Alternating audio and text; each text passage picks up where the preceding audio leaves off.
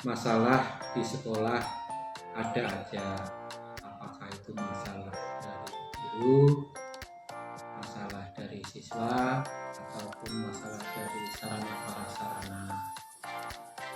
Ya, selama saya menjabat di sini kurang lebih hampir 1 tahun, ya tentu pasti yang namanya sekolah pasti menghadapi sebuah dilema, apalagi yang namanya dilema etika.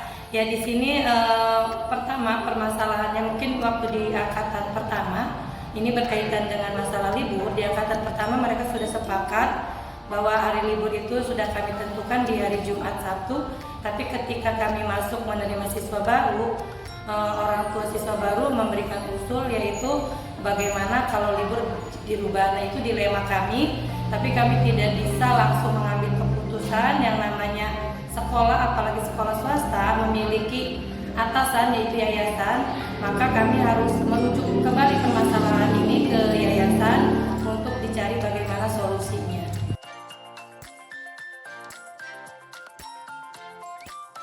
Saya lihat dulu dari jenis kasus. Jika kasusnya berhubungan dengan ranah hukum, berarti ini bukan moral. Akan tetapi jika kasusnya tidak berhubungan dengan ranah hukum, berarti ini dilema etika.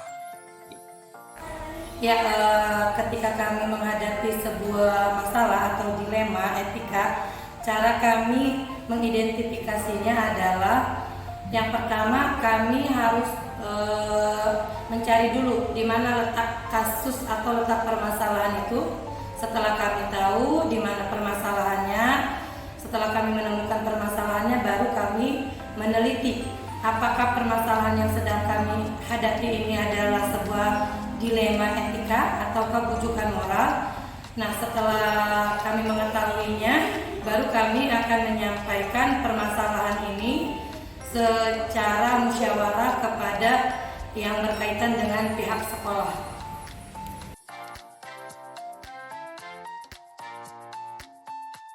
Saya akan mempelajari masalah intinya atau mengkonfirmasi masalah-masalah yang dihadapi. Kemudian saya akan mengundang para kasek untuk diajak berdiskusi, dan selanjutnya kita mengambil keputusan yang terbaik. Jadi Ya, ketika kami dihadapkan sebuah permasalahan, bagaimana cara kami mengambil keputusan jika dua-duanya keputusan itu adalah sama-sama benar dan sama-sama mengandung nilai kebajikan, maka caranya adalah kami pertama yaitu menyampaikan permasalahan yang sedang kami hadapi ke atasan kami, yaitu ketua yayasan atau beserta jajarannya. Setelah kami menyampaikan dan disepakati oleh ketua yayasan, maka saya selaku kepala sekolah di sini, saya akan merapatkan dengan guru-guru beserta stafnya tentang permasalahan yang sedang kita hadapi. Setelah ada keputusan bersama dengan Dewan Guru dan Ketua Yayasan, maka kami akan meng-share hasil kesepakatan yang kami ambil tersebut. Kayak sekarang permasalahannya adalah tadi berkaitan dengan libur. Nah, ketika ada permasalahan seperti ini, ada dua keinginan dari orang tua murid, dua-duanya sama-sama baik, menginginkan antara libur di hari Jumat dan di hari Ahad. Ini adalah keputusan yang sangat rumit, makanya kami minta kebijakan kepada yang atasan kami, yaitu pada ketua yayasan. Setelah itu kami musyawarahkan kepada guru. Setelah ada hasilnya baru kami share kepada wali murid atau kedua orang tua murid.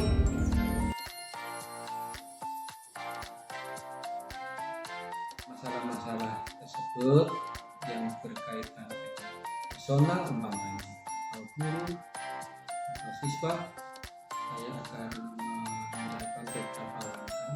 Antara lain, yang pertama, saya akan mengkonfirmasi mereka yang bersangkutan punya masalah. Yang kedua, mungkin kita berdiskusi dengan para wadas untuk mendapatkan masukan-masukan. Ya, ketika kami dihadapkan sebuah permasalahan, bagaimana cara kami mengambil keputusan jika dua-duanya keputusan itu adalah sama-sama benar dan sama-sama mengandung nilai kebajikan, maka caranya adalah kami pertama yaitu menyampaikan permasalahan yang sedang kami hadapi ke atasan kami, yaitu ketua yayasan atau beserta jajarannya. Setelah kami menyampaikan dan disepakati oleh ketua yayasan, maka saya selaku kepala sekolah di sini, saya akan merapatkan dengan guru-guru beserta stafnya tentang permasalahan yang sedang kita hadapi. Setelah ada keputusan bersama dengan Dewan Guru dan Ketua Yayasan, maka kami akan meng-share hasil kesepakatan yang kami ambil tersebut. Kayak sekarang permasalahannya adalah tadi berkaitan dengan libur. Nah, ketika ada permasalahan seperti ini, ada dua keinginan dari orang tua murid, dua-duanya sama-sama baik, menginginkan antara libur di hari Jumat dan di hari Ahad. Ini adalah keputusan yang sangat rumit, makanya kami minta kebijakan kepada yang atasan kami, yaitu kepada ketua yayasan. Setelah itu kami musyawarahkan kepada guru. Setelah ada hasilnya baru kami share kepada ke wali murid atau kedua orang tua murid.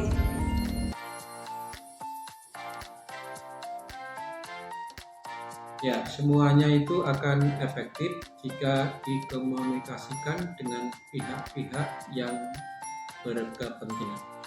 Ya, ketika ada permasalahan, maka hal yang kami ambil adalah bagaimana keputusan ini bisa bermanfaat untuk seluruh warga masyarakat sekolah, khususnya adalah untuk anak-anak atau peserta didik, supaya keputusan ini jangan sampai merugikan kepentingan anak-anak peserta didik kami.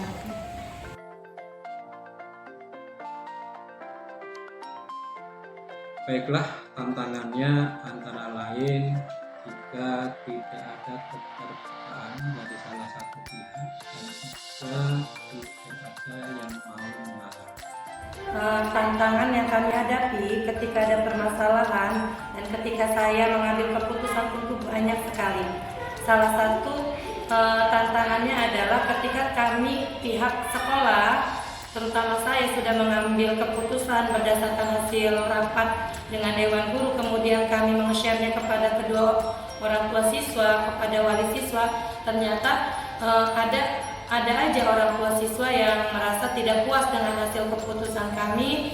Tapi yang namanya sebuah permasalahan, sebuah keputusan karena sudah berdasarkan musyawarah, dengan begitu kami menjelaskan kepada orang tua semaksimal mungkin tentang keputusan yang kami ambil. Mudah-mudahan ya, walaupun mereka tidak sepakat, tapi mereka mau menerimanya.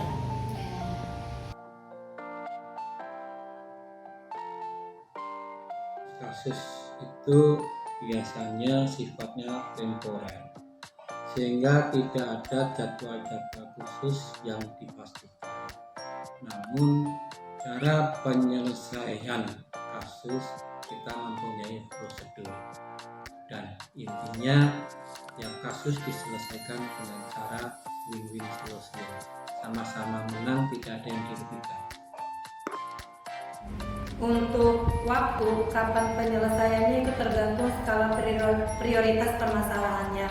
Jika itu permasalahannya yang urgent yang harus diselesaikan ketika itu juga, seperti permasalahan perkelahian pada siswa atau pertengkaran atau pembulian, maka kami akan menindak ketika itu juga atau di situ juga. Kami langsung panggil siswanya, anaknya, harus diselesaikan ketika itu juga karena tidak bisa menjadi permasalahan yang panjang.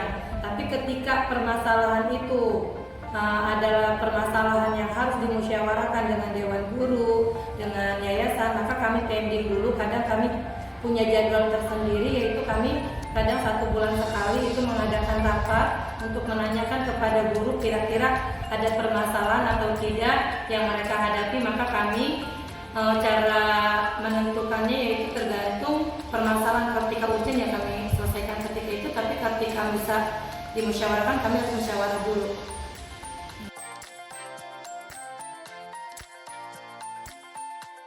Ya, tentunya ini tetap harus dipelajari dari kasusnya. Untuk kasus dilema etika ini, kalau memang itu harus dilakukan oleh seorang guru, maka sekolah tentunya akan memberikan kebijakan. Gitu. Ya, ketika saya selaku kepala sekolah sedang menghadapi masalah, otomatis saya tidak bisa menghadapi masalah ini sendiri karena permasalahannya adalah permasalahan sekolah, dan alhamdulillah banyak sekali yang membantu saya dalam menyelesaikan permasalahan ini, seperti banyak guru-guru yang ikut serta menyampaikan pendapatnya ketika ada permasalahan, dan adanya loyalitas dari ketua yayasan yang sangat fleksibel, tidak terlalu mengekang. Jadi ketua yayasan, guru juga sama-sama ikut membantu saya ketika sekolah sedang ada masalah.